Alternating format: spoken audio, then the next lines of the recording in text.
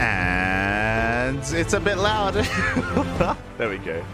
Welcome back, everyone. Welcome back to WTL World Team League 2023 Winter Code A Day number 1. We just wrapped up with ESL Open Cup Asia. Took a bit of a walk, had some water, had some coffee. We are ready. We are awake. And we're ready to go and dive into some more StarCraft. We have 2 matches, 2 best of 7s tonight. We have Twisted Minds versus Mystery Gaming and Little Fairy versus Matcherino Esports. And our first matchup is upon us. Oh boy. A best of 7 intermingled between, a bunch of best of 2s to form a best of 7 in total here. We have a ZVT between YoungYakov and Bunny. We have a Classic versus Strange, and then Nicoract versus RagnaroK, and an ace match if we make it that far. I'm loving the new overlays. Shout out to WTL for putting all this together. And if you're in the chat, you have a couple of moments here to ponder over this matchup on who you think is going to make it through, because predictions will soon be open. Predictions will be for the series, not for the individual matchups, so choose wisely as we do go over the current matchup. YoungYakov versus Bunny in a ZVT. That's going to be really spicy here, and here we go. Game 1 is going to be on Babylon. For those wondering, the way this works is... Oh, hold on. There we go. Sorry, I apologize for the noise. But the way this works is that Game 1 is on Babylon. Game 2 is loser's pick. Loser's pick for that second game. Oh boy, so that will give them an advantage, and that is where like the quote-unquote Team GP maneuver kind of flourish. The idea of maybe losing in game 1, but having a very prepared, very special build prepared in game number 2 does, again, give the losing player like a pretty big advantage. It does give them like a bit of a leg up when it comes to how they can come back in this series and tie things up 1-1. Oh boy. It's gonna get wild. It's gonna get crazy. Gib Gamba. Calm down, Bob. Calm down. Maybe we could do predictions actually for individual matches. It'd have to be a little bit more complicated. There'd have to be like 3 options, like 1-1 or like 1-0 in favor of one player, 1-0 in favor of the other, and then a 1-1 score as well. I think that'd be a lot of fun. Next time. look, I'm too tired for that right now, okay? It's not happening, Poppy. It's not happening. We're just waiting for the players to get ready here before we dive into our first best of 2. As a reminder, it is a best of 2, not a best of 3. And it's really cool to see Twisted Minds now a part of Code A. Twisted Minds, for a long time, they only supported one player, and that was Classic. But that has since changed over time. And now they're going to be covering, or now they do form a proper team. Now they do form a proper team with extra players. They have signed players like YoungYakov, and they signed a lot of other players as well. It looks like they did decide to lower the volume for some reason, so I'm going to have to bump that up. Shaking my head. It's all good. And yeah, it's really cool to see Twisted Minds to sign more players. They signed YoungYakov and Nicoract. Really surprising, to be honest. I wasn't expecting that lineup. After initially seeing Classic signed to Twisted Minds, I assumed that they would go for a more Korean-heavy team. There are free agents like Gumiho, Cure is teamless, Nightmare, DRG, all the ex-Abydos players. They're all free agents, so I expected Twisted Minds to go for them. I was really not anticipating YoungYakov and Nicoract of all players, so yeah, really out of left field. A really cool team nonetheless, and you know, I wish them the best, definitely. But a part of me is also a little bit sad because it's like, oh, okay, I guess that means those Korean players that I mentioned won't be on teams and won't be a part of WTL. Bar one, of course, it keeps slipping my mind. Nightmare is on Matcherino. Nightmare did get picked up, so shout out to Matcherino for spreading the love and getting on Nightmare. But DRG, Cure, and Gumiho, 3 players that still are teamless.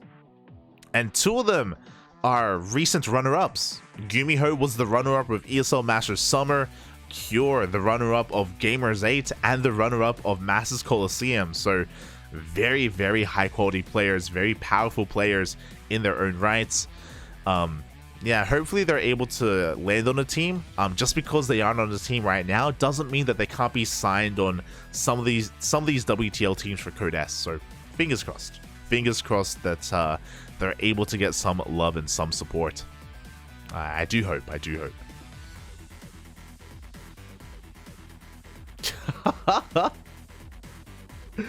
Let's go. Asher with the predictions. Banjwa versus YoungYakov. Best of 2. Banjwa or Yakov or Tai. You know, you can have 3 options. You can have 3 options, Asher. Este, Asher. Ay. Next time. Triple the option. Regardless, predictions are open, so place your bets. Place your bets on what you think is going to occur. I mean, you know, to be fair, when it comes to those predictions, Bunny is the favorite player, so the likelihood of him taking the series 2-0 is pretty high.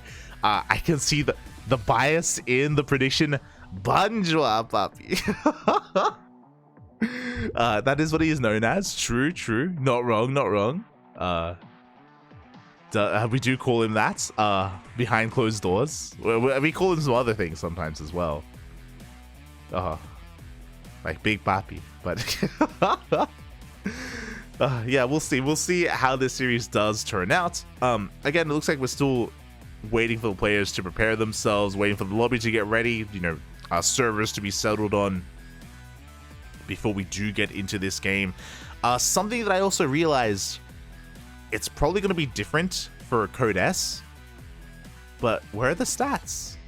Where are the numbers? How do I know who's strong in, like, in defense and offense and mindset, mental, you know? Like, that was all there for Code S, and I guess they probably don't want to go through all these players and set that up yet. But I'm looking forward to see how they change the overlays, because, like, they clearly have new graphics. They have new graphics for us, and it's looking pretty good. It's very bright. It's very, very bright. It's now that I look at it, it's I need to look away a little bit. Oh my god. But I'm loving it. Catching up. What country does ban Switch Gamba? I know Singapore, they can't gamble. I know Singapore, they can't get in on that. I guess Poland as well. Yeah. Denmark, Netherlands, yeah. Feels bad, man. Feels bad. If you can Gamba, then go for it. Responsibly, of course. Be responsible with your lily pads, with your grapes. Be responsible. No Gamba for Yaku. Yeah. No Gamba. Not for Yaku. Oh. God, if I knew it would take this long, I could have gotten some water. I wasn't able to get some water yet. Ay. It's okay. I got a couple sips left. He's all in, Poppy. Put the house on Banjwa, and here we go. We're diving on into this, and spawning in the bottom right hand corner for Twisted Minds, it is YoungYakov. And spawning in the top left-hand corner, representing Mystery Gaming, we have the one, the only, the South Korean Terran player. It is Banjwa. Bunny himself. Oh, shout out to, of course, the WTL admins and organizers for putting this all together. They are going to be observing for the time being, for now. Can I actually get this going? Potentially. Hold on. Am I missing some overlays? Oh. Would this fit? No, that's fine. I'll leave it like that for now. I'll leave it, puppy. I'll leave it. Oh, regardless, we're getting into this lovely ZVT. We do see YoungYakov going for a hatch gas pool, a standard opener from our blue Zerg player. Likewise from Bunny, nothing too fancy either. Not yet. I'm really curious to see how Bunny plays. Now, we were lucky enough to cast Bunny over the weekend. We casted him during the qualifiers of WTL in those final days in those qualifying matches, and Bunny had a really peculiar style. He wasn't really playing too standard, and I was really curious to see if Bunny was keeping up with current meta, and if he was dabbling in the 2-Rax openers, and we didn't see any of that during the qualifiers. Now that we're here in Code A, we get to experience even more Bunny, and I'm really curious to see like what he brings to the table here. Again, that's going to be the narrative for me, at least, when it comes to casting players like Bunny, Stats, TY, Armani as well. There are a lot of these old school players that aren't full-time anymore. They're part-time pro gamers. They get income via other means, and that's why they haven't been active recently. That's why they're not competing in as many tournaments. But now they're here in Code A, potentially Code S as well, and we're going to be seeing a lot more Bunny, a lot more Armani, a lot more of these players on Mystery Gaming and on the Kwangdong Freaks. Potentially. Ooh. As they're going to have to work their way through every other team here to make it into the main event. And so far, it's going to be a 3cc opener from Bunny. Very economic, very standard. Do love to see it. Setting up for an add-on swap as well. Meanwhile, back at home, we do see YoungYakov just going for his third base. Everything's looking normal from the side of the Zerg player. When it comes to the Terran, it is going to be 3cc before Starport, and the Starport is on the way. Whether or not this is going to be for Banshees or not, yet to be determined here, as Bunny is still setting up his production building, still setting up his add-ons as well. Behind this, do have that Reaper just going to be applying a little bit of pressure across the map, just being as annoying as possible, getting a tumor if it is available. YoungYakov being very careful, of course, with how he's preparing himself, is respecting Bunny quite a bit.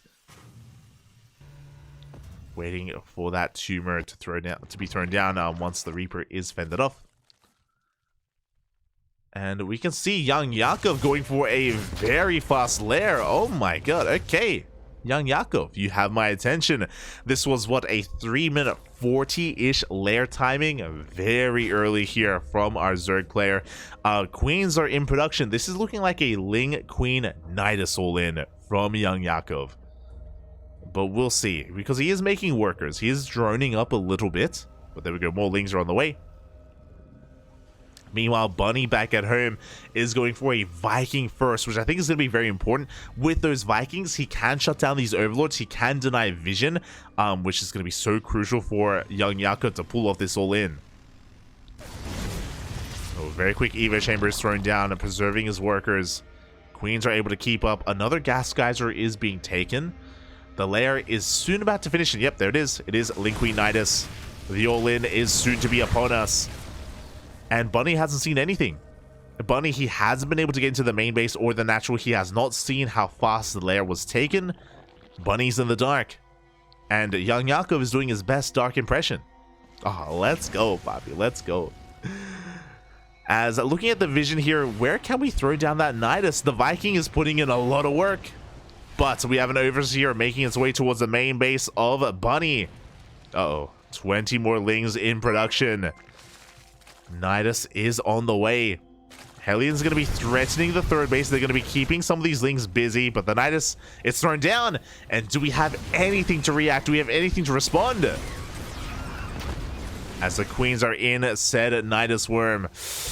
No reaction from Bunny. The Queens, they do pop out. Lings are coming out as well. We are camping the production, and what does Bunny have? Oh, the Banjwa is not ready for this. A tank does pop out. Boys are being pulled. The tank putting in a lot of work here in the main base. The Queens are being forced back. Clutch transfuses are keeping everything alive. The Lings, they're trying to get on top of that tank, but they just can't quite make it through. The Queens, they're too thick. They're creating a wall here. The Lings can't quite make it through, but a lot of SCVs are going down. God, that tank is still putting in a lot of work. Now we have a second tank as well. They are target firing the Queens.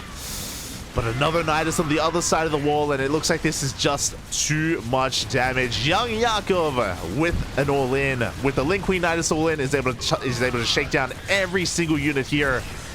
Break through the defenses, take down 41 SCVs. GG gets called, and YoungYakov takes game one. Oh, let's go. GG. YoungYakov takes the first game, and This is why, Asher, we needed 3 options for the predictions. Not 2. But YoungYakov does take the first game, and now it's going to be Bunny's map of choice to try to tie it up, to try to force the 1-1. Can he do it? As the predictions are in. Bunny not doing his homework. Well, I mean, the problem was there that... I say the problem. I think it was really smart of YoungYakov to get his lair at his natural. The lair at the natural was really smart. He was able to keep it hidden and keep it preserved. The downside as well, as Bunny was clearing up all those overlords, it was great, but he didn't react to the Nidus, right? There was a Nidus in the main base, and there was 0 reaction out of Bunny. He didn't pull the boys. He didn't rally his units. There was no reaction, so he just missed it. He straight up just missed that Nidus. To be fair, even if he had seen it, would he have been able to shut it down? Questionable, right? It's possible that he just wouldn't have the DPS anyway to kill the Nidus Worm. But regardless, we didn't even get to see if he could, right? We didn't even get to see if he could shut it down. Oh, as I should. Hold on.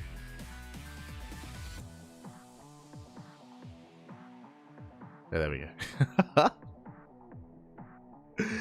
But yeah, we didn't even get to see if he could shut it down in the end. So yeah, great move there in game 1. But here we go, we're getting into game number 2, and spawning in the bottom right hand corner of Dragon Scales, we have the blue Zerg player representing Twisted Minds, leading the series 1-0. It is YoungYakov.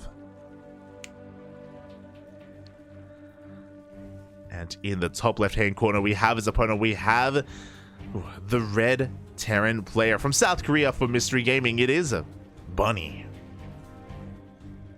Oh boy, and yeah, we can see here that even though Mystery Gaming has a hefty lineup with Bunny, with RagnaroK, with Strange, Twisted Minds, they're no slouch, you know? And even though Classic is their ace player, and even though I was talking about how I was surprised to see a lack of Korean pickups from Twisted Minds, their pickups are still valuable. YoungYakov is a great up-and-comer from Europe.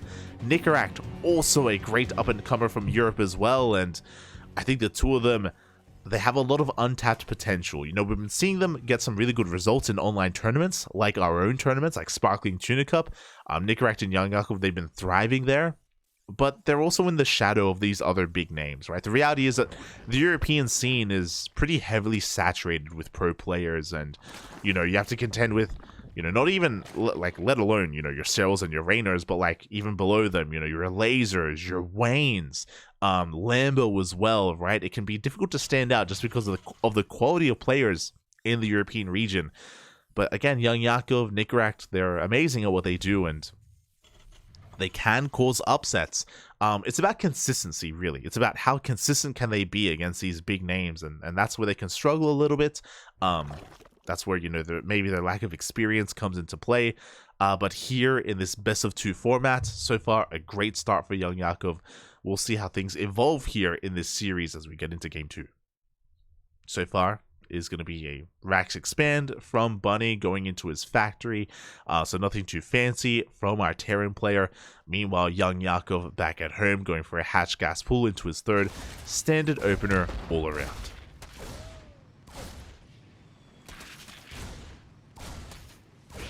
Standard openers all around here, as the Reaper is going to be just dancing with these Lings, poking and prodding wherever he can. Queen, it does come out, and oh my god, Bunny playing with fire, barely escapes with 2 HP, 1 shot away from going down, but he does preserve that Reaper. Meanwhile, back at home, Bunny is just going for a 3rd TC before Starport. Once again, a very economic opener, so nothing too fancy from our Terran player. There's that Starport on the way. Everything is looking pretty normal. Everything is looking just like the beginning of game 1 between these 2 players. Oh. But again, our eyes are on YoungYakov. I don't expect him to go for another Ling Queen Nidus all-in. I do think that's something that you do once in a series, and I'm sure YoungYakov has other things in store for us. Bearing in mind as well that Dragon Scales was Bunny's map of choice. It was his map pick, and oh, we have some new sponsors. I'm sure we'll shout out the sponsors later, but yeah, we have some new names, and we've lost some old names, so we'll We'll pay attention to that later. It's all good. It's all good. Behind this, once again, we do have the Viking on the way to shut down all these overlords, to deny scouting information, to deny any vision here from YoungYakov. Meanwhile, we're just droning, we're making lings.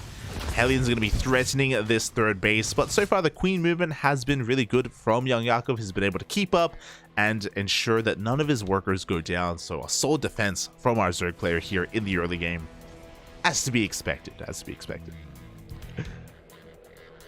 As we are getting into the mid game, you can hear the OST ramping up as well. The game knows that we are reaching towards that mid game portion of the game. Reaper dips in. You can clearly see that Bunny has been scarred. He goes all the way into the main. He goes into the natural. This time, Bunny gets a full scout of both bases. This time, he will not be bamboozled by an all-in. And he does confirm that there's no lair and that 2 Evo chambers have been taken. YoungYakov, he's being greedy. He's been very economic, very macro-oriented.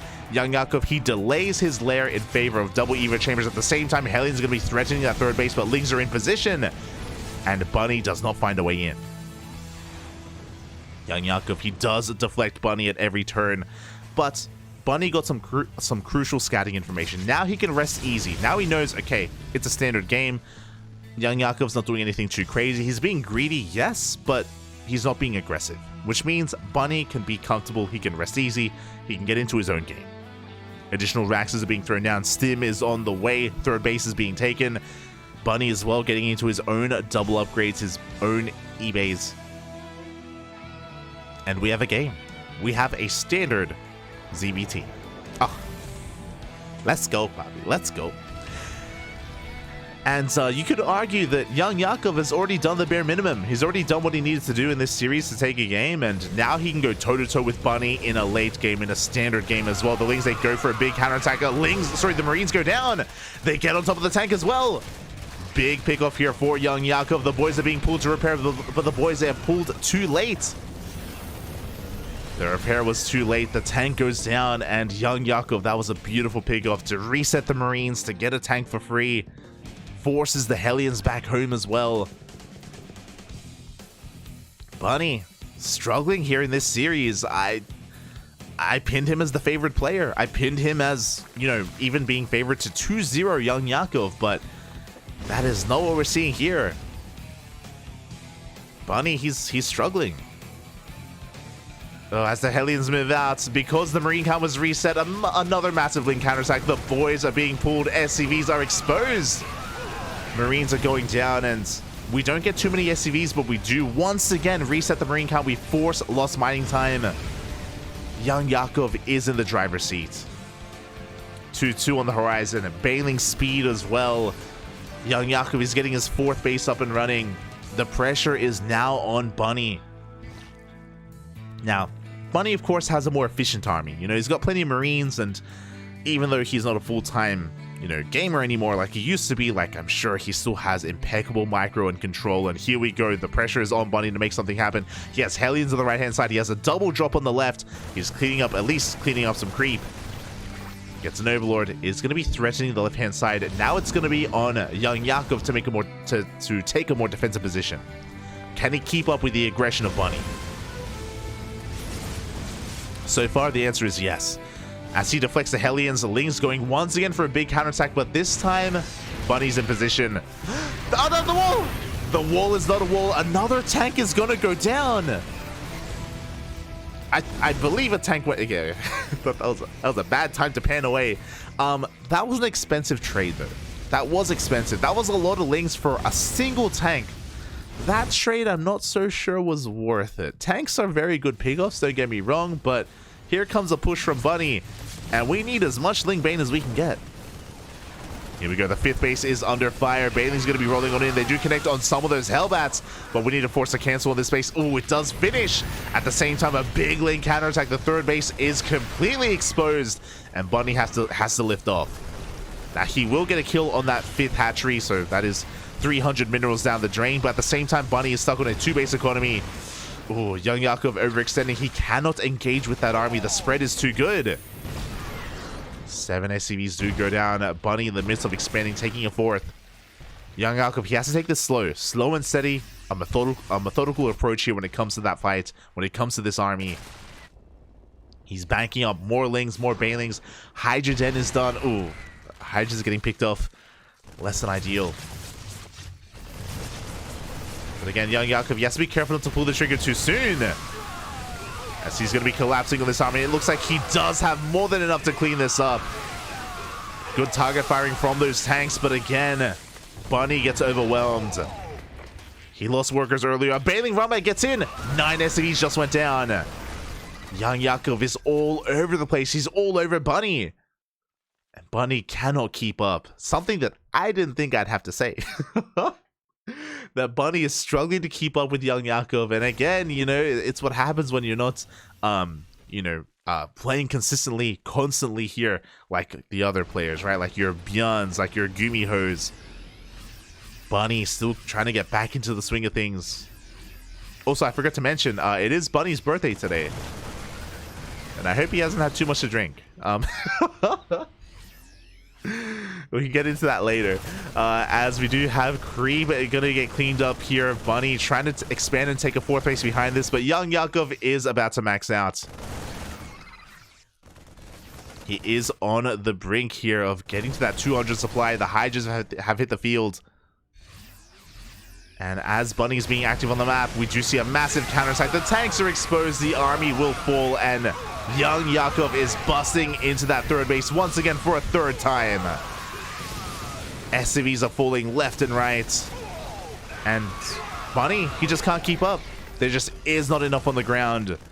The Marines are going to be forcing this back, but 10 more SCVs fell. Bunny is down to 45 workers. 45 SCVs. That is nothing. That is nothing compared to what YoungYakov has. YoungYakov more than double the worker count here of his opponent. At least Bunny has a 4th base. He does have a 4th up and running, and that's putting in a lot of work. It's helping. It's helping.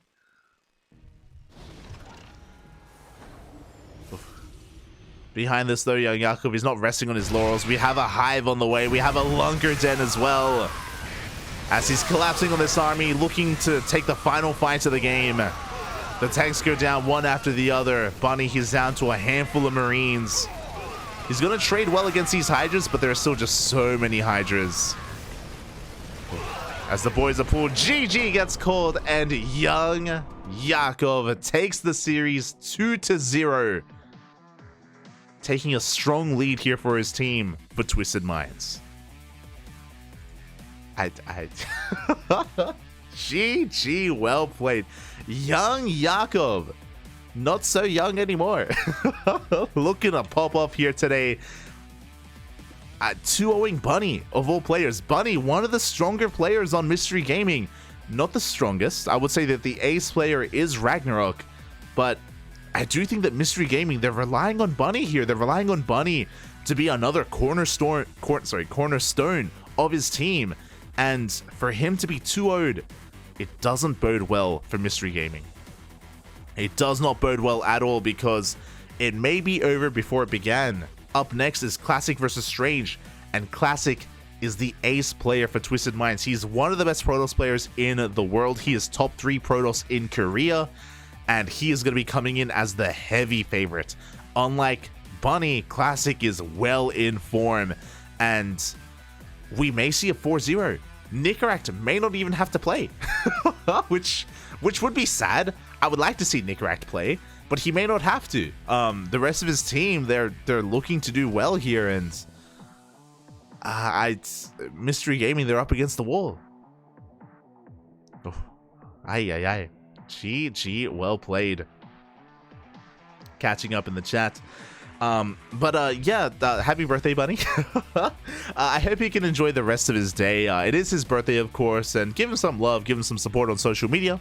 We did tweet about it over on SC2 Birthdays, and I know it's a little bit awkward to talk about just because he did just lose his series, but, you know, much love to Bunny, and I'm sure he's more focused on celebrating his birthday at the moment than anything else, so, you know, he's going to have another chance at redemption here. Regardless of who wins and who loses, no one is eliminated. The way that this bracket works is that it is double elimination, so the losing team will have another chance in a couple of days. in a couple of days. Meanwhile, we're getting ready for our next best of 2.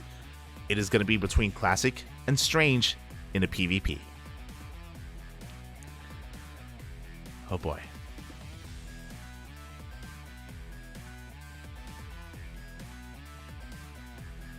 I'm catching up. I see in the chat. I started in the chat. Honestly, he should rename himself to Adolescent Yakov. Oh, Teen Yakov? Teen Yakov, maybe? Young Adult Yakov? Ay, ay, ay.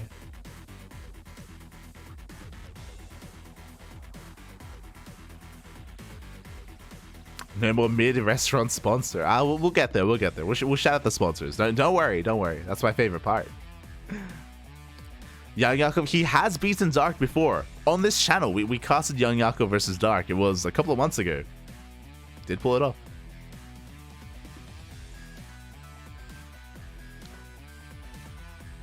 But yeah, a big upset already. Exclamation mark B in the chat if you guys want to have a look at the bracket. You can see Nicoract also applying that.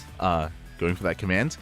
So you can have a look at the format overall, all the matches that are ahead of us, and of course the double elimination nature of this tournament does mean that these teams have other chances. And I do believe that both Twisted Minds and Mystery Gaming, they are both teams that are looking to make it all the way to Code S. I do think they have some really good shots and really good chances. But we'll see. We'll see if they can get past each other here as we're getting ready for our next best of 2. Game 1 is going to be on Neo Humanity. Oh boy. I can't wait. Also, predictions are open. Predictions are open for this best of 2. Classic, Strange, or 1-1. Place your bets. Place your bets in the chat on how you think this series is gonna go. Also, thank you, Asher. Thank you. Asher, he's been putting in some work behind the scenes, helping with the predictions. We appreciate it. We appreciate it. Gracias, gracias. And before I forget, I apologize. It was happening in the middle of everything, and we were busy. Things were chaotic. A shout out to Hatsu in the chat for subscribing for 3 months in a row. Thank you so much. Gracias. We appreciate the support, and we are getting into our next best of 2. In the top left-hand corner for Twisted Minds, it is Classic. And spawning in the bottom right-hand corner for Mystery Gaming, we have the red Protoss. It is Strange. And he is very strange. But thank you so much for the subscription. Again, all the money that we make here on the channel, it goes towards our tournaments. It goes towards the events that we fund. Events like Sparkling Tuna Cup, Grand Platypus Open, the Tenacious Turtle Tussle, all of our events. So thank you. Thank you so much. As we are getting into this PvP, and so far, mirrored openers. As we are on Neo Humanity, I expect to see double gate openers from both Classic and Strange, and we'll see where we go from there. Again, a lot of pressure is on Strange right now. It is a PvP, so even though Classic is coming in as the heavy favorite player, Strange has a chance here to bring it all back. He has a chance of taking a game off Classic. I want to believe that he's coming in prepared. Now, our players, all players, they've had time to prepare. They've had a couple of days for themselves. The lineups have been public for quite some time, and the maps have been public as well. So I'm sure Strange has a plan. I'm sure he has a build ready for Classic. Oh, as Classic is going for a proxy pylon in the center of the map. He's setting up for a 1-base all-in. Are we going for a proxy robo? Uh-oh. This may be a fast series. This may be a quick one. As we do have of course, a 2-gate opener, as to be expected, waiting for the Cyber Core to finish up. There is that Robo in the center of the map, so Classic is indeed going for a 1-base all-in. We have Adepts on the way, Robo is thrown down, and we'll see if Strange can get eyes on this. For the time being, the probe is busy. Unfortunately, Strange, he's going to be keeping his probe here to get eyes on the first 2 units. He wants to know if it's going to be Stalker Sentry, double Adept, double Stalker. He wants eyes on this, so he's not coming back home with that probe yet. He's actually checking the linear third location. Oh, and he is going to be scouting the edges of the map. But alas, the proxy isn't on the edge. It's in the center instead. Adepts are moving out across the map as well. Strange back at home did go for a double Stalker opener, so he does have a much more robust army. In a head-to-head fight, Strange will win. Two Stalkers do defeat 2 Adepts, but the Adepts, they bypass the Stalkers. They're getting across the map, and Classic is rushing out Immortals. Strange, on the other hand, is expanding. He is expanding. He is none the wiser as to how aggressive Classic is right now. Again, Classic does not intend to expand anytime soon. The Adepts, they do get into the main. And 2 Adepts do one-shot probes. 2 workers already go down. We get a 3rd. Do we get a 4th? We do. Do we get a 5th? Not quite. But 4 workers is already an insane amount of damage done. It's also keeping Strange back at home. It's keeping him pinned back at home, busy with all the harassment, getting ready for any additional units coming in. Little does he know that we already have 1 Immortal. We have a Prism on the way. There's a 3rd gateway on the horizon. So, again, we talked about it earlier. It is a 1-base all-in from Classic. And Strange still doesn't know what's going on. He has no idea. Now he does. Probe is coming in, and Strange may not scout the proxy, but he sees the lack of Nexus. The lack of base is very suspect. He goes all the way into the main. He gets eyes on the 3rd gateway. And we need some shield batteries. We need some shield batteries, Papi. We have a Twilight Council, so Blink is on the way. But Blink is not really going to come into play here for the defense. It's still a ways off. The Immortal does arrive. The pylons are looking to be exposed. Solid force field, but we have a Prism to keep everything alive. Whew. That was a clutch pickup, though. As Classic does rotate over. Oh, go to the low ground. Does lose a Stalker. A little bit of miscontrol from Classic. Does end up losing a Stalker, and a Blink is soon to finish. So Blink is going to be coming into play here for Strange, but the Nexus and low ground is going to go down. Again, he can afford to lose a base. Losing a base is not really a big deal for Strange. It's 1 base versus 1 base. As Classic is now diverting his attention to the main base, he wants to lay siege upon these gateways. Force fields are thrown down, but again, really good juggling from a Classic. Able to preserve his units. 1 gateway falls, and Strange does have 2 more gates behind this. They're on the way. He's going to need them because these first 2 are going down. Strange down to 2 gateways for production. He can warp in 2 units at a time. The force fields are good, but again, the juggling is better. The Warp Prism is superior in that aspect. At least Strange is able to buy some time. I believe he has enough energy for 1 more force field. As the force fields are thrown down for both players, Blink is now done for Strange. What he blinks on top of that Prism. Prism does go down. Oh, overcharge is popped as well. Strange, he dives on top of the Immortal. He's going to be able to maybe get 1 of them. But there's still more where that came from. Stalkers, they're being focused down one after the other. Despite the overcharge, the DPS is too high. GG gets called. Classic has too much. And Classic takes game number 1. Oh. GG, well played. Classic will take the first game, going for a 1-base all-in with that proxy robo with 3 gateways behind it. Again, unfortunately, it just took a little bit too long for Strange to realize what was happening. It took him a little bit too long to get a read on whether or not Classic had expanded, whether or not Classic had taken his natural base. So Strange was in the dark. By the time he realized what was going on, sure, he was able to respond and react, but a Twilight Council isn't really the best tech of choice here in that situation. Typically, defensive robos are ideal. Defensive robos, so you can get into your own Immortal production to keep up with the DPS and the Immortals of your opponent is what you want to be going for. The other option is if you went for a Stargate opener, you can go for Void Rays, which can help as well. They're in their own way, their own Immortal, and unfortunately, Strange, he didn't have either. He was already working on Blink. He was already working on a different tech path, and unfortunately less than ideal against what Classic had. And GG, well played. Game 2, map 2 is going to be Strange's map of choice. Can he fight back? Can he bring it all back here for his team? For Twisted Minds. Will we see RagnaroK and Nicoract play? It all comes down to this. It is a best of 7 at the end of the day, and oh boy, it could be a 4-0. We'll see us spawning in the bottom left-hand corner of Royal Blood. We have the South Korean Protoss player for Twisted Minds. It is Classic, the ace player. And in the top right-hand corner for Mystery Gaming, we have the red Protoss. It is Strange.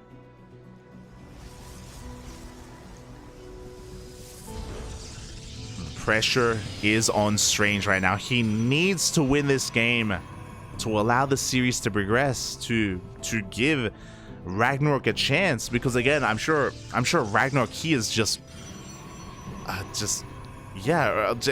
like really urging here to play. So what's the phrase I'm looking for? Oh my god, I'm sure he's like antsy, I guess. Itching, that's it. I'm sure he's itching to fight, to jump in, to get into StarCraft, to get into this series, but he may not be able to. He may not be able to, as again, we had a big upset earlier for YoungYakov to 2-0 Bunny. That just threw a wrench in the works. That just changed everything. And the 4-0 is a very real possibility. Very real. Oh, here we go. We're getting into this. Alas, we are on Royal Blood, so 2 gate openers does make plenty of sense. Strange is going for a very interesting setup. He's going for a 2 gate opener, yes, but his production is actually next to his mineral line. He isn't walling off, which is a little bit peculiar. Now, there's some pros and cons. The con is that you lack a wall, which means double adept openers are that much more threatening. They can get into the main base and they can get economic damage done because there is no wall at the ramp. The upside is that you're not exposing your production, you're not exposing your gateways, so if there was a one base all in, your gateways, they would be safe against immortals. You know, your production will be safe against the aggression of your opponent. Meanwhile, upon seeing the fact that there is no wall at the ramp, double adept opener from Classic makes plenty of sense. Not just that, it's going to be a double adept opener with a Stargate behind it as well, with a delayed Nexus. And this tells us that Classic wants to be hyper aggressive with regular adepts and with oracles. He's going to be looking for economic damage. And we'll see if Strange can keep up. Now, because of his pylons being next to his mineral line, he can throw down shield batteries within it and have like some really good SimCity with his units. He can muster up a defense. And there we go. We do have a shield battery in the mineral line. Stalkers are in position as well. Adepts, they do shade in. And they do manage to focus down quite a lot of these probes. 4 workers go down. Can we get a 5th? It looks like we cannot. Shield battery finishes up just in time. The adept may not get another kill, but it does escape, and it also sees the tech. It also sees the Twilight Council.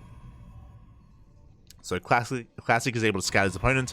Likewise, so is Strange. Strange with that hallucination comes in and he does confirm the Stargate opener. Now he knows he has to take a defensive position and defend against the would-be oracles. There we go, the oracles are on the way. Adepts as well. Funnily enough, Classic is the first to expand. He does have a faster timing on his Nexus. We have Adepts shading into the main base once again. And even though there are units in position, Classic, he's looking to overwhelm and overpower these units, just get an insane amount of damage done. Stasis Trap will not finish, but 5 probes went down. Can we get 6? Oh, not quite. Not quite 6, but 5 workers going down is already an insane amount of damage done. Classic, he is up 6 workers compared to his opponent. He has a faster Nexus as well. We can see Strange going for his own Adept counterattack. The pylon is misplaced. Pylon not quite covering the ramp, but boys are being pulled, and Strange, he's getting his own damage done. He's fighting back. He does equalize the workers.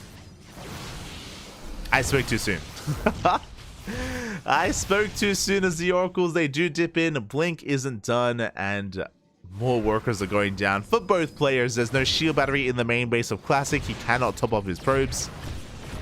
He cannot top them up, and you don't want to be a probe in this PvP. You don't want to be a worker here, as 7 probes went down for Classic. I think 4 went down for Strange. In the end, Strange does come out ahead in that trade. He is ahead 24 workers to the 21 of Classic. So honestly, really necessary damage was done from Strange. He had to do some counter damage, and he did it. Got it done. Meanwhile, Classic is not over. Uh-oh. It is not over as ZDAPs, they do shade into the main base once again. Sentry's going to be buying some time.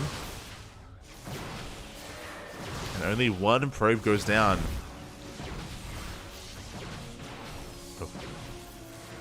As Classic does get cleaned up, and things should be settling from here.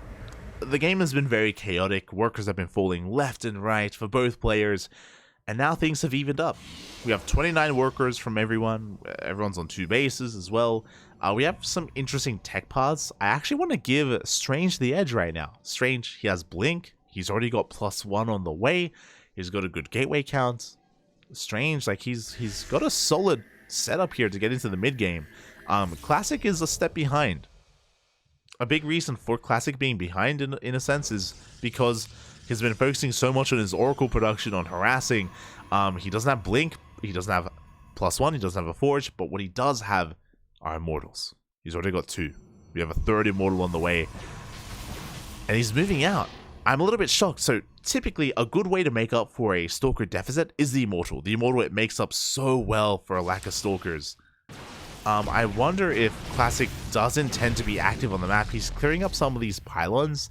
But it does make sense for him to be more defensive here and to wait to get into his own Blink instead. And there we go. Twilight Council's on the way. Should be for Blink. I say should.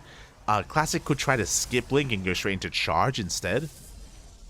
Which would be a good way to kind of make up for things and to kind of skip tech and skip ahead in a way. Be a little bit greedy. Yep, there it is. Charge is on the horizon, so Classic, he's foregoing Blink Stalkers entirely.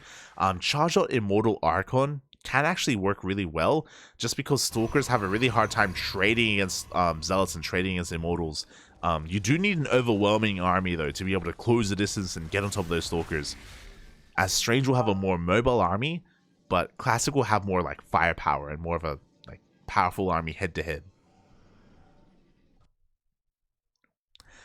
As the game is going to be settling down, we see Classic working on his 3rd. Strange should be working on his 3rd momentarily as well. Upgrades are on the way. Production.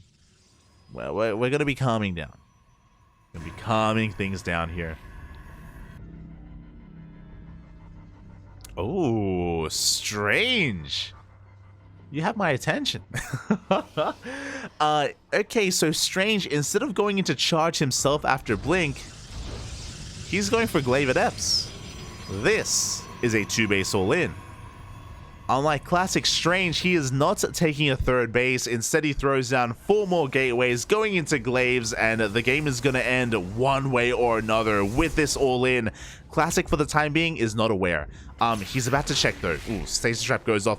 And on the right-hand side, Classic, he just checked the 3rd base location. He sees that there's nothing there. There it is. With those Oracles, Classic, he confirms the 2-base play. Now, he doesn't know exactly what he's up against. Ooh, as an Oracle goes down. He doesn't know if it's going to be like a Charge all-in or Adepts or what have you. He's not fully aware of the composition of Strange, but he does know that he has to be defensive. And we see shield batteries. 2 more shield batteries are on the way. Stasis traps are being thrown down. Big stasis trap in the center of the map as well. Classic doing a great job at slowing down the all-in of Strange. And the longer this goes on, the better it is for Classic. He's up on bases. He's up on workers. He has a better economy. And that is going to be reflected in a better army as well as time goes on. Glaive Adept still on the horizon. Prism is on the way. Observer did spot the army. And Classic is getting ready for it. He's got Archons already as well. More Archons in production. Another backup Stasis Trap as well. Strange, he scouts ahead of time. He does see the defensive position, and I mean, there's no turning back. Like, we gotta commit, Papi. There's no other way. We can't expand from here. As the Depths are gonna be threatening a shade. They don't quite commit. Strange throws down a Templar Archives for Archons, which will help, but it's gonna take so long. It's gonna take so long for the Templar Archives to finish. And as I mentioned earlier, like Classic, his army is just getting larger and larger. That's Strange. He's looking for a better angle of attack. He does rotate over towards the left-hand side. Threatening another Shade once again. Doesn't commit. Bearing in mind that Classic can afford to lose some workers. I'm loving the hallucinations. Hallucinations are thrown down here just to, you know, beef up the army. Strange puffing up his chest. That's a lot of adepts. Stasis Trap is gonna go off. Oof. Big Stasis Trap on the army. And now Strange, he has to commit to the fight. Good hold position out of Classic. He's gonna be able to hold on. Oh, was forced to overcharge. Was premature. And now we have to commit to the fight. We see Strange focusing down these Immortals, and one Immortal is gonna be going down, but it took so long for that to happen. Classic is looking to overwhelm the Adept army towards the south. Towards the north, the Immortals are gaining ground. Strange is slowly pushing on through. He has a massive Stalker army. But we have another Warping of Zealots, and it looks like Classic, can he fight this back? Can he force this back? I don't think he has enough. I don't think Classic has enough. Strange, he breaks on through, gets on top of the last remaining Immortals. The Adepts did such a great job at tanking. Even the hallucinations as well. Boys, they have to be pulled, and this is a desperation move here from Classic. Nicoract and RagnaroK, they're going to be able to play. They can play, Papi, as the 2-base all-in from Strange has worked. Classic has been broken. He has almost nothing left. He has 2 Archons to his name. He has another overcharge, but what's he really keeping alive? As Strange is doing it for his team. He's giving RagnaroK a chance. The Archons are going down. Oh, let's go. GG gets called, and Strange takes game number 2, forcing that 3rd series. GG. GG, well played.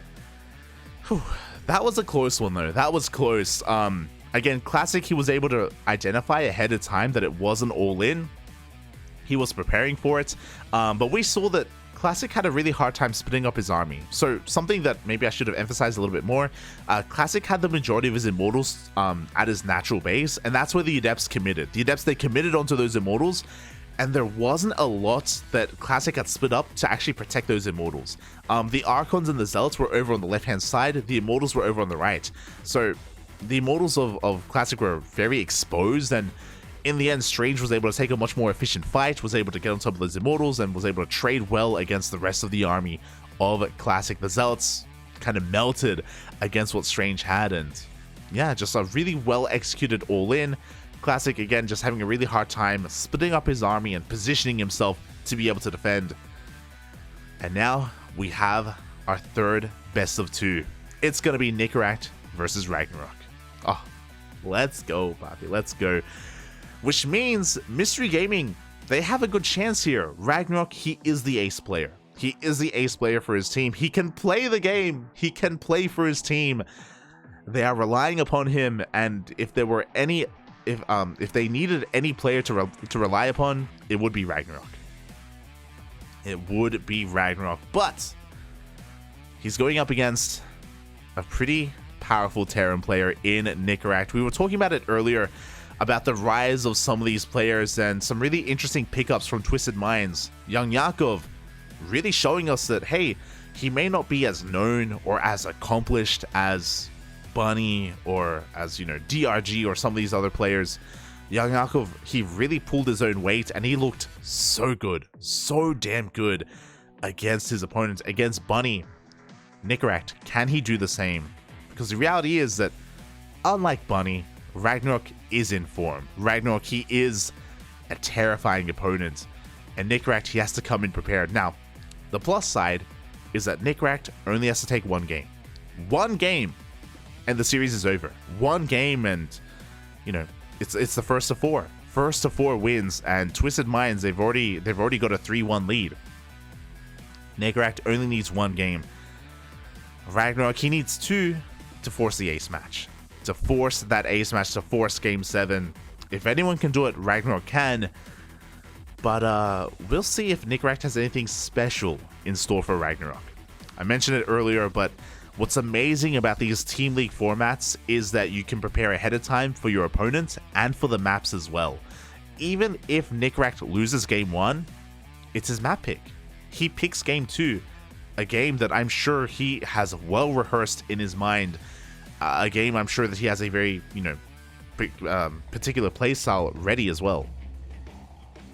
As we are getting into our next game, and here we go in the bottom right hand corner of Gressvan. For Twisted Minds, it is Nicoract. And spawning in the top left hand corner of Gressvan, we have the ace player of Mystery Gaming. It is RagnaroK.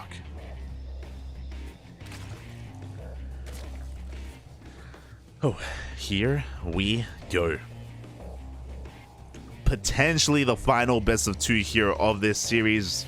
Bringing it back. As a reminder, Nicoract, he only needs 1 win to take it all for his team. For Twisted Minds, meanwhile, RagnaroK, he needs to bring it back here and now as he goes for a pool first opener. RagnaroK, you have my attention. And now we can talk about RagnaroK a little bit, because he isn't just the ace player. RagnaroK, he's one of the most aggressive Zerg players in South Korea. Dark as well is quite aggressive, but I think maybe I would label RagnaroK as being a little bit more cheesy than Dark. He's a little bit more cheesy, and I wonder how RagnaroK is going to approach this. I wonder what he's going to bring to the table. It is going to be a pool hatch gas opener, so from RagnaroK, it's actually a very safe opener. It almost looks like RagnaroK was anticipating a proxy. Going for a pool first like this would shut down a proxy 2 racks or proxy 3 racks, but here we go. He's committing hard. 6 lings are on the way. The goal here, to bypass the scout to get across the map and to delay the CC. Nicoract does go for an SCV scout. He confirms the lings that are on the way. He confirms the late hatchery, and he should be able to prepare back at home. He should keep the Reaper at home to protect that CC. So a very important scout here from Nicoract, and he sees everything he needs to. He also confirms the lack of gases, so he knows it's not going to be a roach all in. And behind this, RagnaroK, he goes for a third base. He's expanding, and he doesn't commit with his lings. So very smart play out of RagnaroK. Even though he made 6 lings, he knows that because he got scouted, the Reaper is staying at home. So he knows it's not safe. He knows it's not safe to move out and to try to harass across the map. He will keep the lings at home, and as a result, Nicoract will be ahead. He does take a small lead here, a very nice lead for our Terran player. But again, RagnaroK, he makes up for it by taking a fast third base. A third that is uncontested because the Reaper is stuck at home. Now you can take further advantage of this, and if RagnaroK were to take another gas geyser, he could try to go for a roach rush or something like that, and the downside is that Nicoract has to keep his Reaper at home. He wouldn't scout it, he wouldn't see it. But alas, we can see that RagnaroK, he's taking his gases at a standard timing. Everything's looking as it should. Now, because these gases are so late, I wouldn't be surprised if he does go Roach. There we go. Roaches are on the way. RagnaroK, he should be skipping Link Speed. At this point, it's already too late to invest into Link Speed, and it's not quite worth it. So rushing into Roaches makes sense. This Roach Warren, though, is more of a, like, I don't know if I want to say macro Roach Warren, but like a safety Roach Warren. He's not going for any kind of committed all-in. It's just the build that he's found himself in. The composition that he's finding himself in. Which is going to be Roach heavy.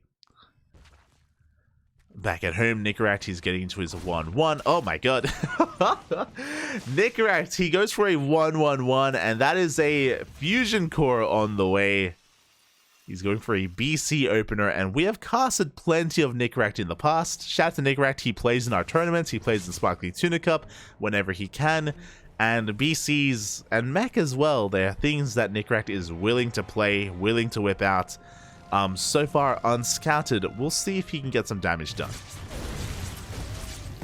Back at home, RagnaroK has been droning. He does have a couple of roaches on the way. Not too many, as RagnaroK is supply blocked. Unfortunate here for RagnaroK. A pretty brutal supply block, as roaches, they do take quite a lot of supply. And these are some issues you can get into when you're going for roach heavy compositions. First battle cruiser is in production.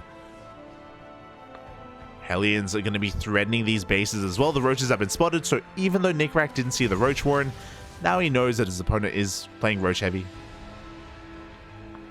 And we'll see what direction Nicoract goes in. So just because it's a BC opener, a mech is very common from here, but it doesn't have to be. He can go into bio.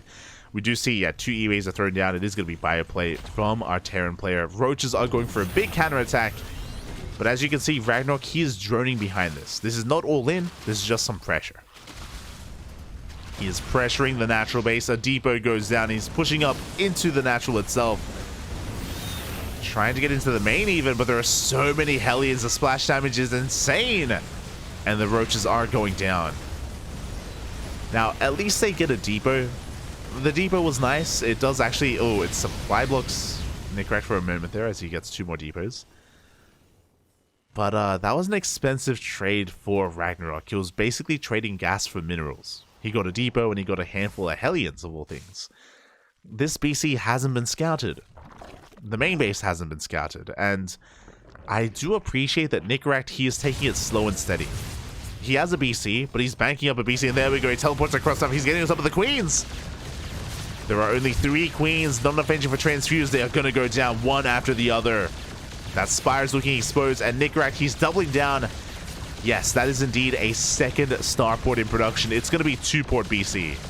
He's crazy. He's lost his mind. He has lost his mind. Yamato is on the way. We're doubling down on the Sky Terran. BC getting even more damage done. He wants more of those queens, and he is going to get them. A clutch transfuse, but another queen does go down. Another 2 queens go down. Nicoract has to be careful, though, because he cannot teleport away. Oh, he's taking a lot of hits. Up.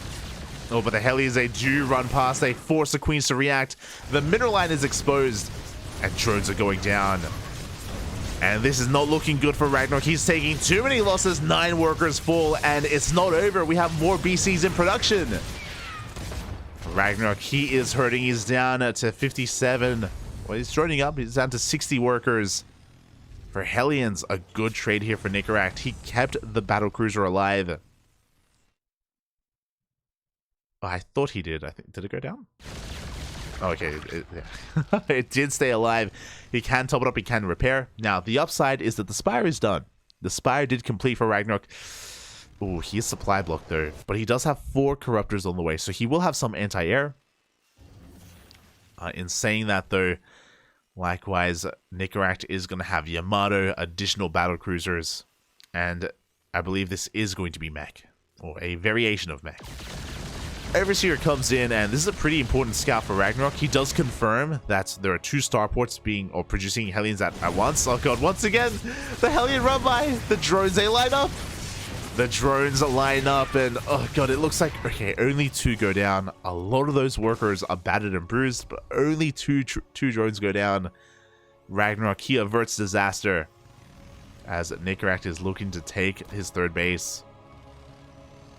Factories are on the way.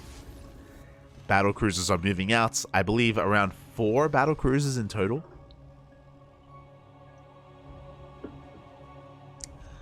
Four BCs altogether. Oh boy. Each with a Yamato. The Corruptors have been spotted by the Hellions, so Nicoract, he knows that he needs to keep his finger on the trigger to teleport back home. He has to be very careful with his movement. And there we go, Yamatos are popped off, and we can teleport back home, but 1 BC goes down. And GG gets called. It's a little bit too much, despite the damage that was being done. For a BC to fall, RagnaroK does take game 1. Oof. Nicoract, he had a strong start. He had a strong start there. Unfortunately, his macro was slipping. He had 4 factories on the way. He didn't really have too much of an army. And yeah, it's very important that you do keep momentum going with those BCs. RagnaroK fighting back. Surprisingly, things are looking really good. Things are looking really good for Nicoract. He was getting a lot of economic damage done. The BCs were doing well for themselves as well. But stumbled a little bit towards the end there, especially when it came to his own production and his macro. GG. We are getting into our next game. We still have a series here. RagnaroK needs 1 more win. I'm pretty sure the graphic is wrong. I'm pretty sure it's game 2 between Nicoract and RagnaroK on Ancient Cistern. Here we go.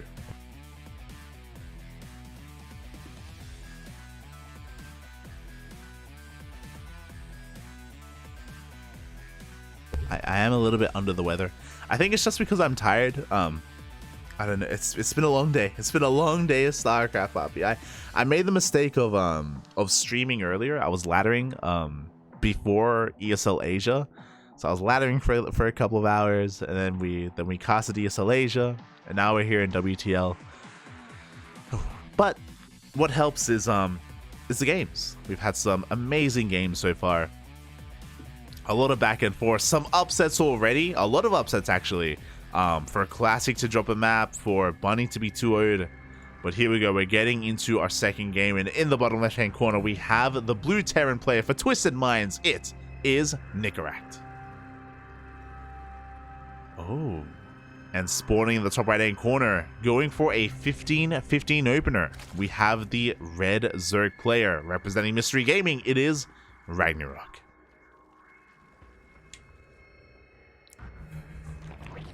Here we go. And as we get into this, a massive shout out to Chop Liver in the chat. Thank you so much for subscribing. Thank you so much for the support. Gracias, papi, gracias. We do appreciate it. Again, all the money that we make here goes towards our tournaments. Hope you enjoyed the replay packs. Hope you enjoy the emotes. Thank you. Thank you. And as we get into this, so RagnaroK, this 15-15 opener, he is very fond of it. Very fond of it, especially against the 2 racks. And there's a reason for that. So RagnaroK, he's going for a faster spawning pool. He's going for a delayed gas geyser, and this naturally goes into roach play. Roach play has been very common here in the ZVT matchup, especially against the 2 racks. But I'm getting ahead of myself. It's not a 2 racks. It is going to be 3 raxes from Nicoract. With this third rax in the main, it's going to be Mass Reaper. Nicoract, he's doing his best beyond impression. All right, Nicoract, let's go. Let us go. So with this Mass Reaper, he's going to be looking to contain the Zerg player to 2 bases. If RagnaroK had gone for a standard opener and gone for a standard third base timing, then he would be in trouble. But RagnaroK didn't. He went for a 15-15, which means he has faster queens, he has faster access to lings as well, and he should be able to fortify himself here on these 2 bases without too much issue. We'll see if Nicoract can get any extra damage done. As the first wave of Reapers are making their way across the map, so far RagnaroK is not aware of the Mass Reaper. So far. As Reaper does make its way into the mineral line, and going to be looking for a drone kill, and it will not get it. Drone is morphed into that spore in time, is saved. Meanwhile, additional Reapers are rocking up as well. 3 Reapers is standard, but RagnaroK is about to scout. He does check the wall with his lings, and he confirms that more Reapers are on the way, that there are no add-ons, and he does see the 3rd Rax as well. And immediately we have a Roach Warren. I mentioned this earlier.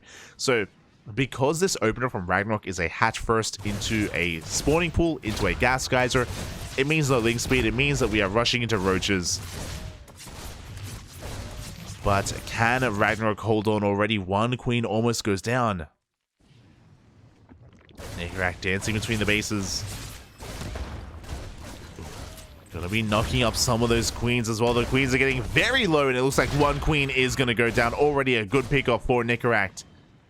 Ideally, he contains the 2 bases, but he's doing even more than that. He's getting drones. This is too much. This is becoming too much. Another queen may go down as well. And Nicoract may have just broken RagnaroK. Roaches are on the way, but they're taking a long time to come out. Only 2 queens are left. Clutch transfuse. Oh, we need more Reapers to get into this. The roaches, they come out just in time. And RagnaroK holds. RagnaroK, he barely holds on.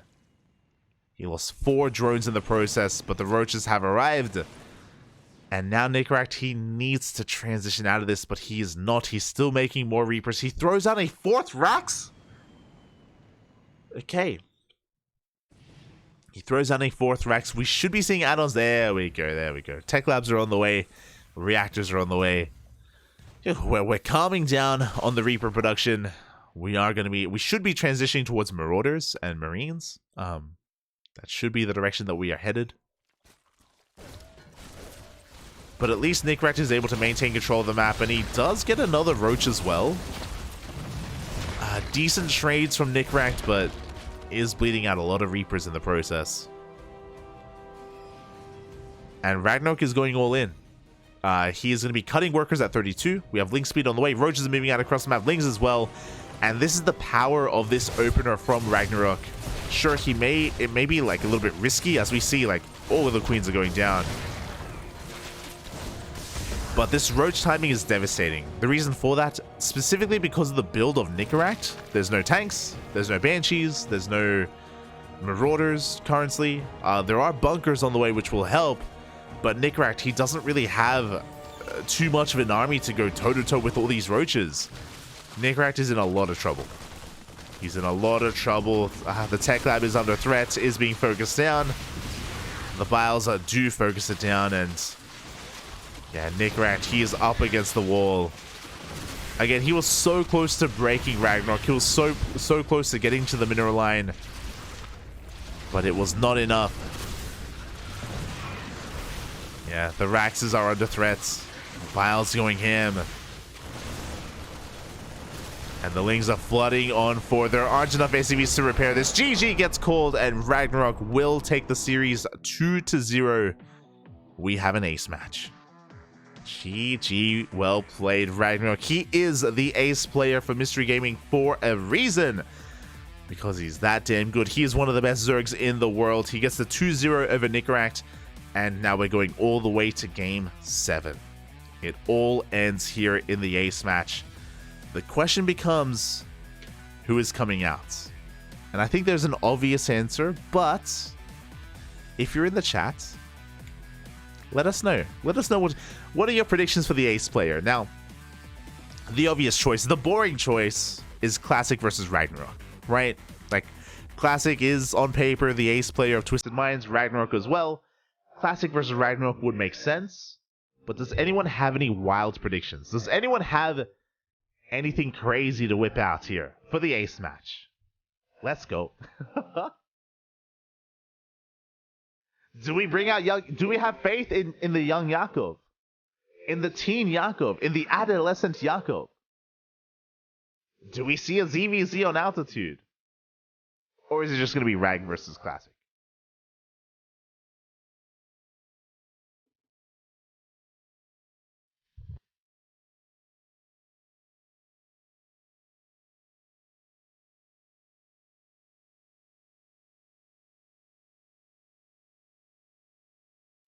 Catching up. YoungYakov, he did exceed expectations. Did.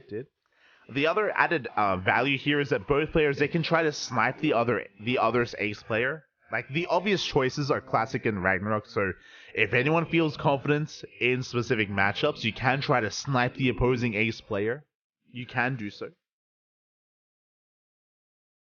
As a reminder as well, the ace map is going to be taking place on altitude. It is predetermined. It's a best of 1, not a best of 3. It all ends on altitude. It all ends in the sky.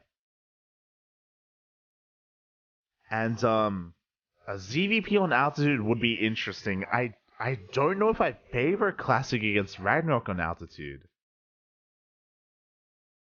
He may have to go for his Fleet Beacon style. Classic, he has been rushing Fleet Beacon a little bit recently, especially on these larger maps.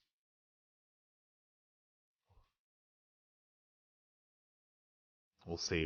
The teams are just deciding amongst themselves, trying to figure out who they want to field, who they want to send out, who they want to rely on here in this Game 7. Oh boy. The pressure is on.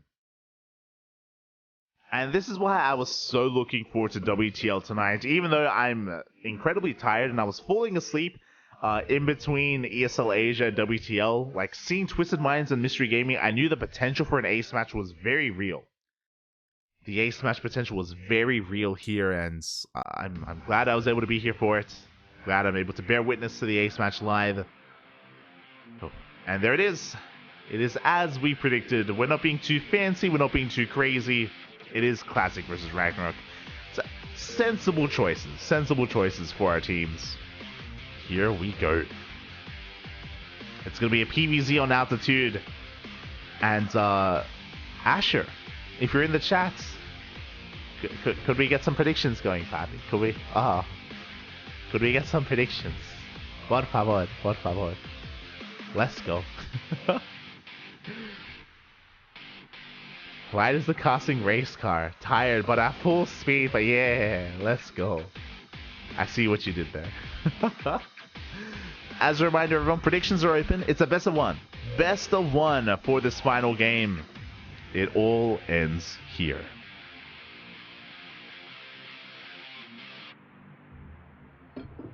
Oh boy. Here we go. I really need some more water after this.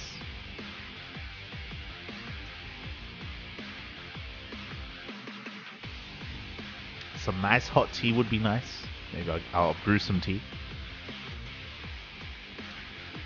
During the break, as a reminder, we have 2 best of 7s tonight. We have this first matchup here between Twisted Minds and Mystery Gaming. In a couple of moments after this series concludes, after a short break, we will be jumping into Little Fairy versus Matcherino Esports. So 2 best of 7s.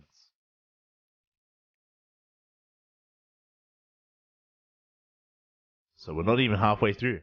Not even halfway. Oh, we're almost there, though. We're almost there. So plenty to look forward to later on in the evening. I can go all night long, Papi. All night. Let's go. Brew some tea, governor. Yeah. Let's go. I said this before, you know, like some hot tea with honey. It works wonders for the throat, Papi. It's so good. Saved me many times, many times.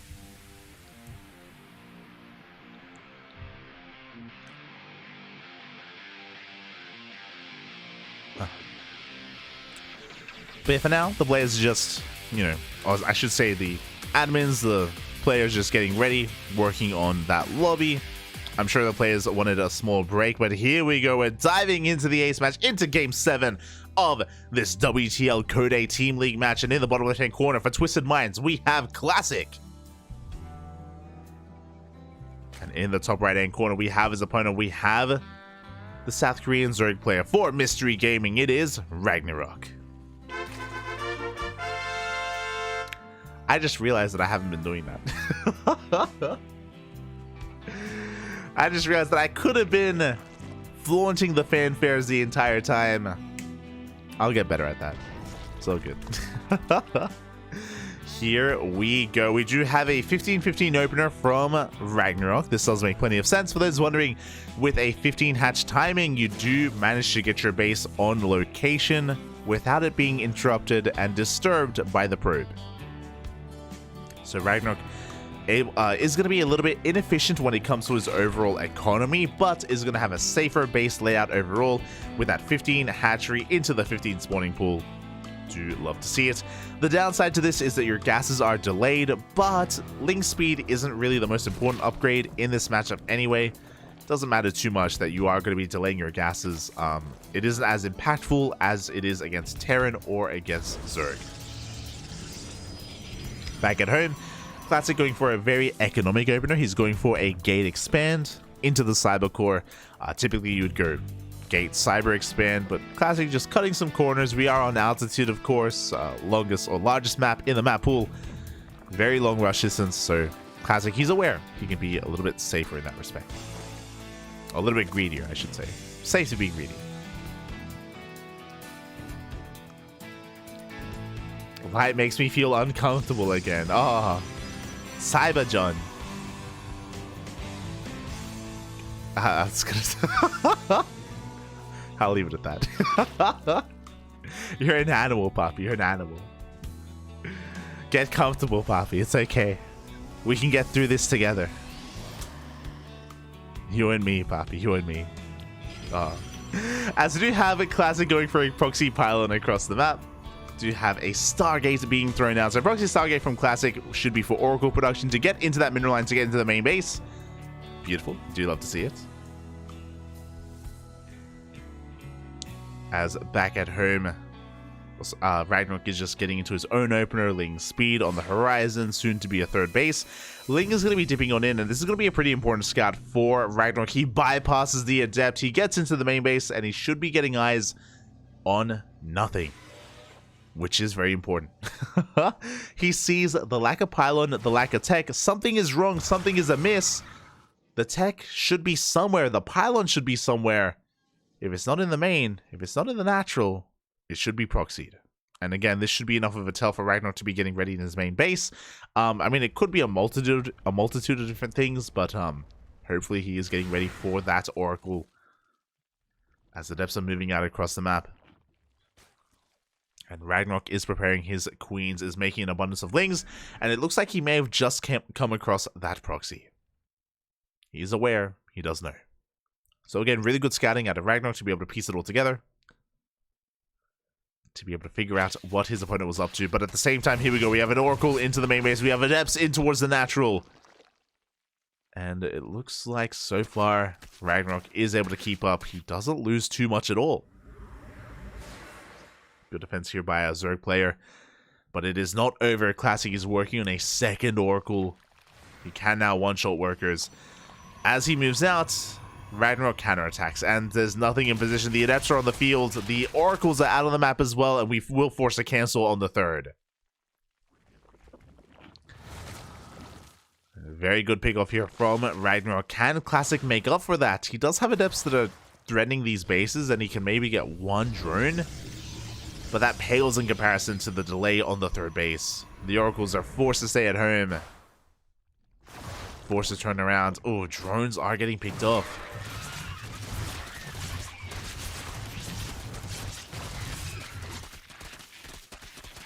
But for the most part, RagnaroK, he has control of his side of the map. He takes down the pylon. He depowers the Stargate. No more Oracles, no more Phoenixes. Only 2 Oracles are out on the map. Honestly, this is a really good start for RagnaroK. Classic, he's struggling a little bit here. Is going to rotate in between the bases. But alas, he still just hasn't really done too much economic damage. At the same time, Lings go for another big counterattack. Adepts are in position, so this time the third is going to get up and running. So at least Classic has that going his way. Oh my god, and finally, he finds some economic damage. He catches 4 transferring workers. He dives into the natural as well. Gets 4 more, 8 in total. Oh my god. It's a lot of worker kills. Finally, the Oracles, they pay for themselves, or they start to pay for themselves. And RagnaroK, yeah, is going to be taking some losses here. Once again, being active with those links. We can see the transition point. We have +1, blink on the way. Lings do dive on top of the army. There is no shield battery. There is no overcharge. Stalkers are going down. And 2 Stalkers in total. RagnaroK, he may have taken some economic losses, but he's able to do some counter damage at least. As he's working towards +1, we have a Roach Ward on the way.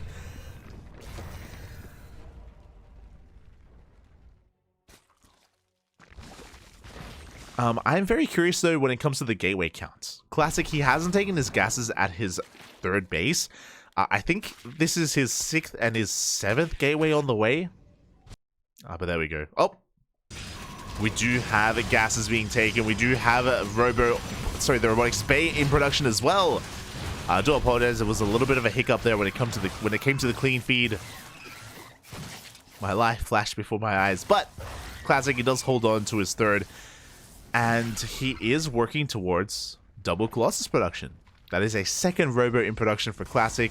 He's being very defensive. He's taking a very defensive position here. He's giving RagnaroK a lot of freedom, a lot of map control. And what is RagnaroK going to do with that control? That is the question. On a map like Altitude, once you realize what's going on, once you realize that the Protoss player is being defensive, you do need to take advantage of that. You do need to tech up further, whether it's into a Hive, into Hydras, into Lurkers, maybe a Spire. Oh my god. As Classic is doing just that. Speaking of Spire play, that's 2 more Stargates. If you're in the chat, Get ready for a long one, Poppy, because we're getting into Skytoss. 2 Stargates. Now, the first Stargate died across the map, which means we can't get into a fleet beacon yet, but we should be seeing it momentarily for Classic. Colossi are in production. Overseer is coming in for a big scout. Getting eyes on the tech. Did the Stargates finish? I saw them. They were cancelled. I don't know if you noticed, he started 2 Stargates, and then when they were halfway done, he canceled them. They disappeared from the production tab, and I was like, there's no way they finished that quickly. Okay, so Classic changing his mind a little bit. Maybe not feeling like he has the room to actually start working towards Skytoss. Okay. But as that occurs, we do see a massive link counterattack, and that's another cancel on the base, a cancel on the 4th. We can see RagnaroK taking up even further. Hive is on the way. 4 Vipers. Classic already has 2 Colossi. He's about to have 4. Once he does hit with 4 Colossi, he's going to have extended thermal lance, and he can be active on the map. He can push out. As he does, though, RagnaroK, he's getting ready to punish that. Getting ready for a Baneling run by at the 3rd. Lings, they come in for a second time, looking for another cancel on that hatchery. Sorry, on that Nexus. They don't get it, but the Banelings, they roll in! The Banelings! They roll in, they don't get into the mineral line. Classic, he does keep up, he does hold on. He does shut down those Banelings. As he does force RagnaroK back. Oh, that's a hefty supply block for Classic.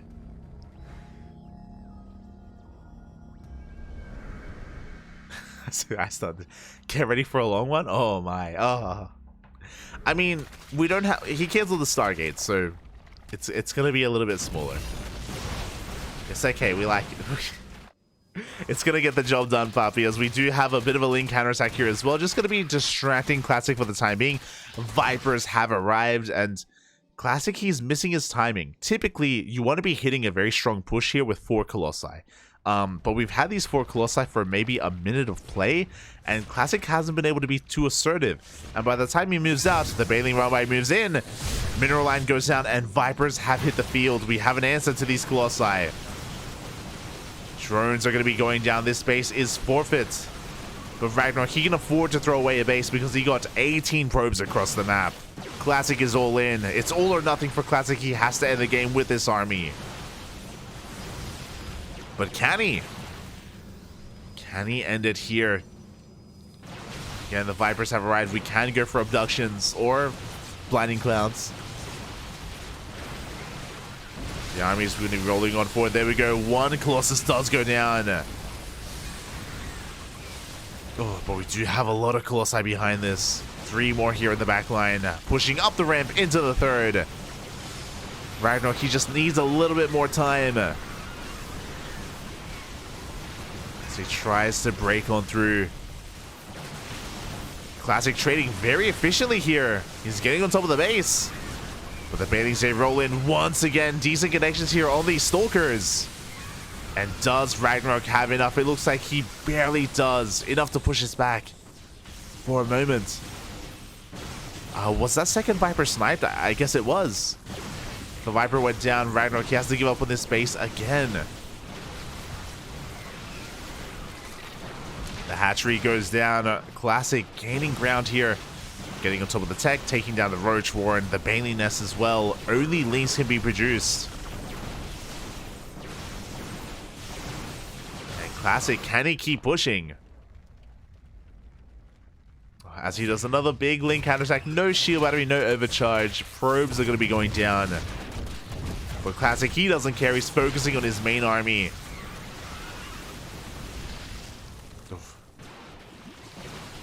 Colossi, they can kite for days. Stalkers as well, doing a great job at buffering, but finally the army of RagnaroK is getting on top of this.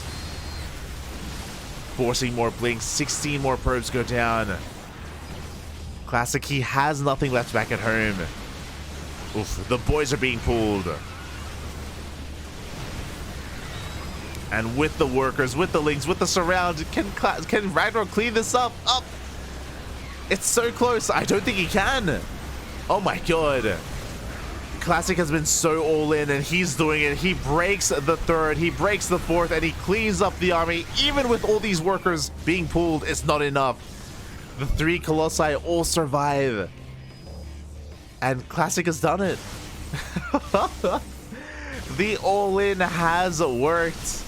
RagnaroK just could not keep up. GG gets called. Classic, he does it here in the ace match. He will win it all for Twisted Minds, taking the series 4-3.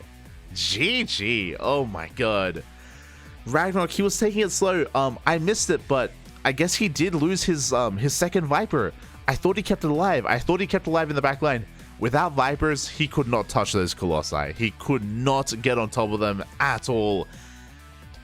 And he was able to get one with the first yoink, but he wasn't able to get any others from there. Without those Vipers coming into play, he just, yeah, couldn't really hold a candle to the Colossi, to the Stalker army. GG, well played. Congratulations to Classic. Congratulations to Twisted Minds, YoungYakov, and Nicoract as well for taking down Mystery Gaming 4-3.